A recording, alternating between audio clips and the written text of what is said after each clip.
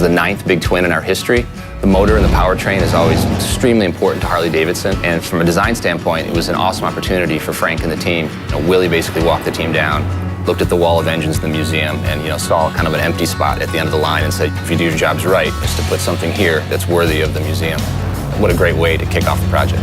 What I'd like people to notice right away is maybe from that 100-yard view is that's got to be the next Harley-Davidson powertrain. So when you look at the air cleaner on the Milwaukee 8, it's pure drag racing imagery, right? I have to say the first things that I reacted to were definitely the cylinder heads. I always looked at Evos and looked at twin cams and just wished that there was just a little bit more sculpture and a little bit more visual dynamicism happening up there. And this motor really delivers that in spades. And they really overemphasize the heads, and then the base of the cylinder is very narrow, like an athlete's back. It looked muscular and powerful. And I think that's what we're speaking to when we talk about the engine, visually spilling out of the motorcycle. At Harley-Davidson, it's about legacy and it's about legitimacy of what we're actually designing. It's called the Milwaukee 8 because it has 4 valves per head. It gives us 50% more flow. Taking advantage of the 4-valve head, now you've got this system that goes from the intake, through the valves, out the exhaust. So the engine is brand new from top to bottom. New cases, new flywheels, new charging system. We put extraordinary measures into making sure that this engine sounded really refined. For us, it was really about acceleration.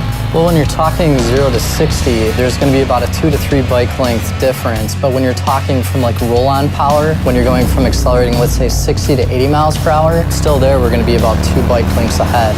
It's very usable power through the whole range. It's just fun. It's the whole package.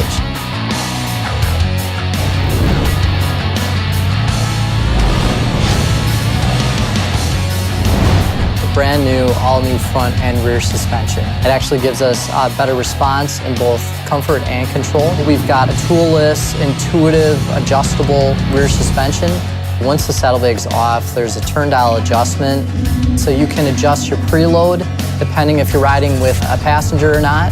That new double bending valve in the front keeps that front tire on the road.